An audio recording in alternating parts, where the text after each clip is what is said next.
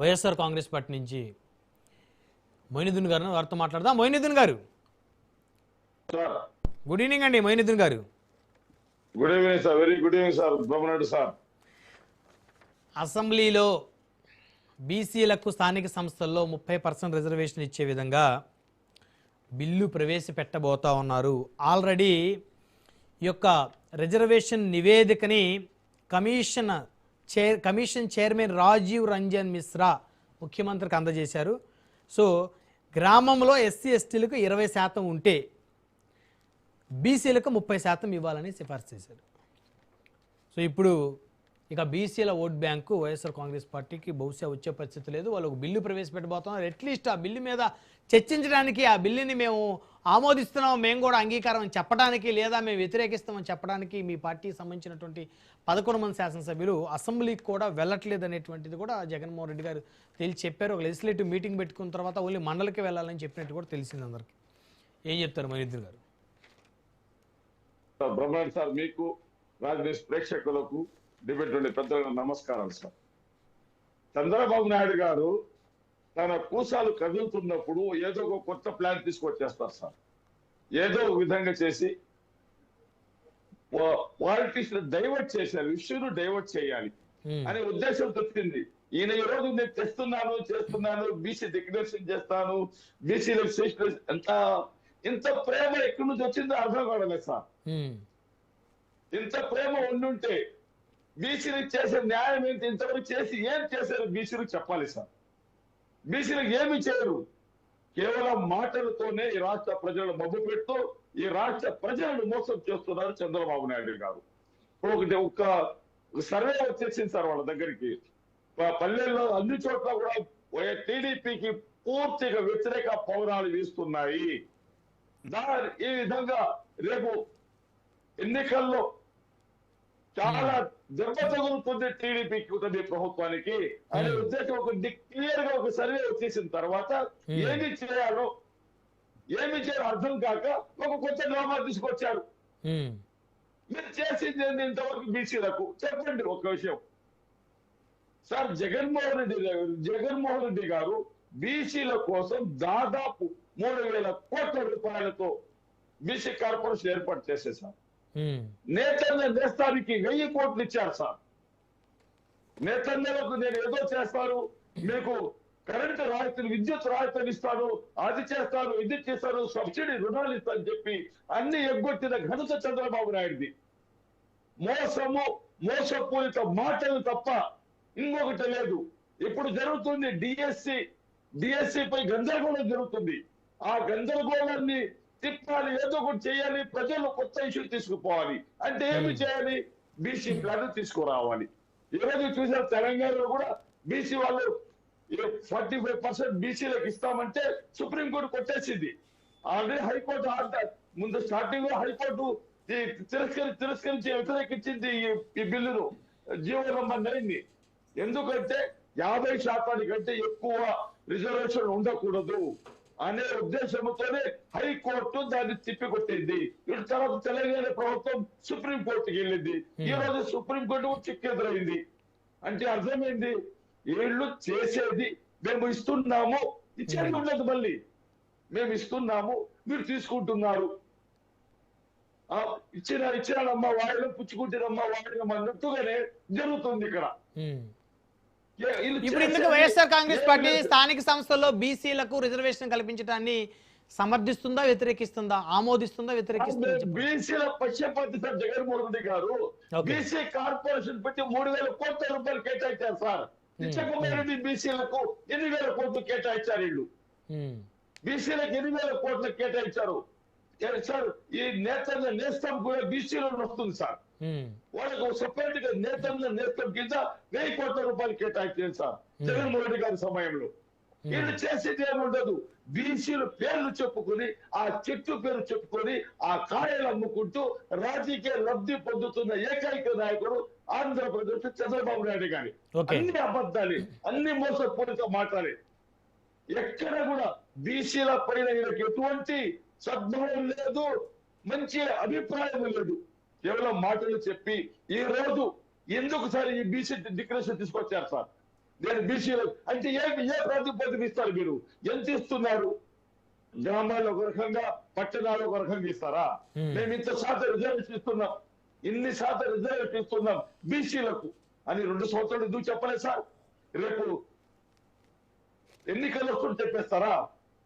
Municipal ఎన్నికలు, corporation ఎన్నికలు, panchayat election, ZPTC election వస్తే ఇప్పుడు మీకు బీసీలు గుర్తొచ్చారా? మీ బీసీల సీట్లు ఇస్తామని. నెల్లూరు జిల్లా, ఆంధ్రప్రదేశ్ రాష్ట్రంలో ఎన్ని సీట్లు ఇచ్చారు సార్ బీసీలకు మీరు? ఎంతమంది మంత్రులు ఇచ్చారు సార్ టీడీపీ నుండి? ఎంతమంది ఎంపీలు అయ్యారు? కేవలము ఈ బీసీలో కూడా కేవలం ధనవంతులకే ఇస్తారు. బీసీలో దాదాపు 138 తెగలు ఉన్నాయి. ఇప్పుడు మీరు బీసీలకి ఎక్కువ సీట్లు ఇచ్చాము, రాజ్యసభ ఇచ్చాము, ఎమ్మెల్సీ ఇచ్చామని చెప్తారు. మరి బీసీ మీకు ఎందుకు ఓట్లే లేదు? మీ వెంట వారు ఎందుకు నడవలేదు? మీ వెంట నడిస్తే 11 స్థానాలు వచ్చాయి కాదు కదా అని అడిగితే మా వెంట అన్ని నడిచారు సార్. మా వెంట మీకు అన్ని తెలుసు సార్ బ్రహ్మగారు సార్. నాకేం తెలుసు? ఈ ప్రభుత్వం ఈవీఎంల ప్రభుత్వము, ఈవీఎంలు గెలిచిన ప్రభుత్వము, పరకాల ప్రభాకర్ క్లారిటీగా మళ్ళీ చెప్పారు సార్. 1 నిమిషానికి 6 ఓట్లు ఏ విధంగా పడతాయి, 1 నిమిషానికి 6 ఓట్లు ఎట్లా పడతాయి? 2019లో మీరు కూడా ఈవీఎం ప్రభుత్వమేనా అండి? లేదు సార్, లేదు. ఆ రోజు క్లియర్, 2019లో మీరు కూడా ఈవీఎం ప్రభుత్వమేనా? ఆ రోజు కార్తీక్ గారు, ఒక నిమిషం కార్తీక్ గారు, ఆ రోజు ఎక్కడ కూడా రాత్రి 2 గంటల వరకు, 11 నుంచి 2 గంటల వరకు దాదాపు 17-18 లక్షల ఓట్లు ఎక్కడ పడతాయి సార్? 3,000 పోలింగ్ బూతుల్లో ఎక్కడ ఒక వీడియో లేదు, ఎక్కడ ఒక ఫోటో లేదు, ఎక్కడ ఒక లైన్ లో ఉన్నట్టు లేదు. అందరినీ కొనేసి ఒక ప్లాన్ ప్రకారంగా వీళ్ళు ఎన్నికల కమిషన్ టీడీపీ తొత్తుగా పనిచేసింది. టీడీపీ తొత్తు ఎన్నికల కమిషన్ కు పనిచేసి ఈ రాష్ట్ర ప్రజలకు ద్రోహం చేసింది.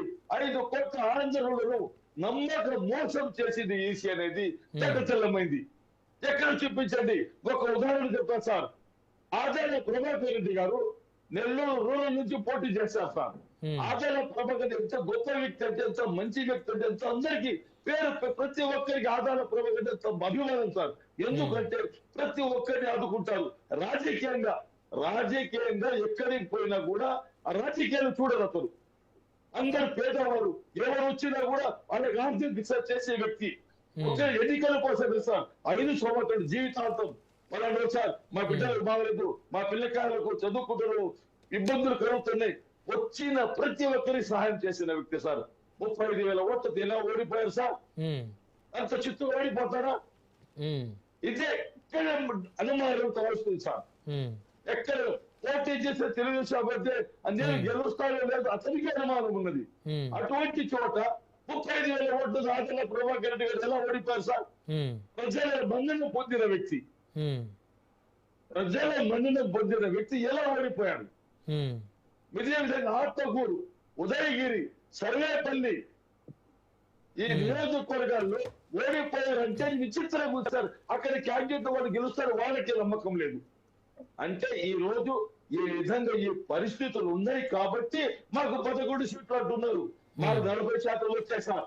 ఇంకొక ముఖ్యమైన విషయం ఏంటంటే సార్, బ్రహ్మనాయుడు సార్, మాకు వైఎస్ఆర్సీపీకి 1,32,00,000 ఓట్లు వచ్చాయి సార్. తెలుగుదేశానికి వచ్చింది 1,52,00,000 సార్. కేవలం 20 లక్షల ఓట్లు మాత్రమే తేడా. జనసేనకు వచ్చింది ఎన్ని సార్? 23 లక్షల ఓట్లు మాత్రమే. కేవలం 23 లక్షల ఓట్లు. 23 లక్షలు అంటే మీకు చిన్న సంఖ్యలాగా ఉంది, కేవలం అంటున్నారు. అవును సార్, 1,32,00,000 ఎక్కడ? కేవలం 23 లక్షలు ఎక్కడ? ఇప్పుడు మొయినుద్దీన్ గారు చెప్పేదేనండి, 6 సబ్జెక్టులు ఉంటాయి. 5 సబ్జెక్టులకి ఒక క్లాసులో 6 సబ్జెక్టులు ఉంటాయి. 5 సబ్జెక్టులకి 100 వచ్చేసాయి. కానీ ఒక సబ్జెక్టులో మాత్రం పాస్ మార్క్ 35 అయితే 34 వచ్చాయి. ఫెయిలే కదా సార్? ఫెయిలే కాదని దానికి చెప్పలేదు సార్. ఇక్కడ ఎందుకు జరిగింది? ఇక్కడ దగ్గర మోసం చేశారు, ఇక్కడ మోసం చేసి నమ్మక ద్రోహం జరిగింది. చెప్పండి సార్, చెప్పండి. ఈ రోజు మేము 11 రాజ్యసభ చేస్తాం, టీడీపీ ఎమ్మెల్యేలు 11 మంది రాజీనామా చేయమని చెప్పండి, ఎన్నికలకు వెళ్దాం. ఓకే, ఇంతకు మీరు బీసీ రిజర్వేషన్లకి మీ పార్టీ మద్దతే కదా? మా పూర్తిగా మద్దతు సార్ బీసీల కోసం మా Okay. పార్టీ కదా అంతకుముందు అమరావతి కూడా ఫస్ట్ మద్దతు అన్నారు, మళ్ళీ తర్వాత లేదన్నారు, మళ్ళీ మద్దతు అన్నారు, మళ్ళీ లేదంటున్నారు. సో అమరావతి అవినీతి వ్యతిరేకం సార్. Okay, okay. అమరావతిలో Yeah, అడగండి. అమరావతిలో ఇప్పుడు బీసీ బిల్లు పెట్టారు ఎక్కడ అసెంబ్లీలో, అసెంబ్లీకి వచ్చి మీరు మద్దతు ప్రకటిస్తారా, లేకపోతే ఇట్లా అధికార ప్రతినిధులు వచ్చి టీవీ డిబేట్ లో మద్దతు ప్రకటిస్తారా? ఏది శాంటిటీ ఉంటది? మొయినుద్దీన్ గారు చెప్పండి. ఇప్పుడు మీకు కోటి ఓట్లు వచ్చినాయి అంటున్నారు. ఆ కోటి ఓట్లు ఎలా వచ్చినాయి? ఈవీఎం లో వచ్చినాయా, లేకపోతే మీరు వేసుకుంటే వచ్చినాయా? ఆ ఓట్లు ఓకే, ఒక్క నిమిషం విజయ్ కిరణ్ గారు, మీరు అడిగారు కదా, ప్రశ్న అడిగారు కదా సార్. ఇప్పుడు బీసీ రిజర్వేషన్ బిల్లు, స్థానిక సంస్థల ఎన్నికల్లో బీసీలకు రిజర్వేషన్ బిల్లుకు సంబంధించి వైఎస్ఆర్ కాంగ్రెస్ పార్టీ స్టాండ్ ఏంటి అని ప్రజలకు కూడా తెలియాలంటే మీ పార్టీ ఎమ్మెల్యేలు కూడా అసెంబ్లీకి వచ్చి ఆ బిల్లు పెట్టినప్పుడు, ఆ బిల్లు పాస్ చేసే సమయంలో, బిల్లుకు ఓటింగ్ జరిగే సమయంలో మీ పార్టీ శాసనసభ్యులు కూడా కనుక ఉంటే ఖచ్చితంగా మీరు కూడా మద్దతుగానే ఉన్నారు అని చెప్పేసి ప్రజల్లోకి ఇండికేషన్ వెళ్తుంది. మీ పార్టీ ఎమ్మెల్యేలు అసెంబ్లీకే రాకపోతే ఇండికేషన్ వెళ్తుంది. బహుశా మీరు ఒక మండలంలో పెడితే మండలికి వెళ్తారేమో. సార్ బ్రహ్మనాయుడు సార్, బీసీలు జగన్మోహన్ రెడ్డి గారి గుండెల్లో ఉన్నారు సార్. జగన్మోహన్ రెడ్డి గుండెల్లో బీసీలు ఉన్నారు సార్. గుండెల్లో జగన్మోహన్ గుండెల్లో పేదలు ఉన్నారు సార్. అవును సార్. ఓకే, కాబట్టి ఈ రోజు అన్ని పథకాలు బీసీలకు ప్రతి పథకం అందజేశారు సార్. ఓకే సార్ ఈ రోజు అంటున్నారు సార్, వీళ్ళు లేదంటున్నారు. మేము అంటున్నది మాకు ప్రతిపక్ష హోదా ఇవ్వవద్దు, ఓకేనా? మాకు ప్రతిపక్ష నాయకుడికి మాట్లాడే సమయం ఎంత కేటాయిస్తారో అంత సమయం కేటాయించండి. Okay, okay. మా నాయకులు అందరూ అసెంబ్లీకి వస్తారు. మీరేమంటారు? స్పీకర్ అంటారు సార్. స్పీకర్ ఒకటే మాట అంటున్నారు, అయ్యా మీరు వస్తే మీకు ఒక ఎమ్మెల్యేగా ఎంత సమయం కేటాయిస్తాం అంతే సమయం కేటాయిస్తామంటారు. 1 నిమిషం 2 నిమిషాలు 1.5 నిమిషం కేటాయిస్తారు, అయిపోయింది. అంటే అక్కడికి పిలిపించి భంగపాటు చెయ్యాలి ఏదో ఒక విధంగా జగన్మోహన్ రెడ్డి గారిని, ఏదో విధంగా ఓకే, ఓకే. జగన్మోహన్ రెడ్డి గారిపై జగన్ గారి కించపరచాలని దురుద్దేశం. ఎందుకంటే ఇద్దరు స్పీకర్ అటువంటి వారే. ఒక స్పీకర్ బ్యాంకు దొంగ, ఒక స్పీకర్ అబద్ధాలు దొంగ. వీళ్ళిద్దరు దొంగలే సార్. అట్లా మాట్లాడొద్దండి మొయినుద్దీన్ గారు. రాజ్యాంగబద్ధమైన పదవిలో ఉన్నటువంటి సార్, రాజ్యాంగబద్ధమైన పదవిలో ఉన్న వల్ల గౌరవించుకోవాలి. తప్పండి అది మొయినుద్దీన్ గారు. రాజ్యాంగబద్ధమైన పదవిలో ఉన్న వారిని మనం గౌరవించుకోవాలి. మన ఆంధ్రప్రదేశ్ రాష్ట్ర స్పీకరు, మన ఆంధ్రప్రదేశ్ రాష్ట్ర డిప్యూటీ స్పీకర్ మనం గౌరవించుకోవాలి సార్. కేసులు అంటారా, ఫైట్ చేయండి. వారి మీద ఉన్న కేసులకు సంబంధించి మీరు కూడా అవసరమైతే ఆ కేసులో ఇంప్లీడే ఫైట్ చేయండి, దాన్ని ఎవరు కూడా కాదనరు. 100 కోట్ల బ్యాంకులు రుణాలు పెట్టారు sir. Okay, okay. One by one మాట్లాడదాం. వన్ బై వన్ మాట్లాడదాం. మొయినుద్దీన్ గారు ప్లీజ్, సమయం తక్కువ ఉంది, మళ్ళీ మాట్లాడదురు. 1 by 1 మాట్లాడదాం. డిబేట్ లో ఒక షార్ట్ బ్రేక్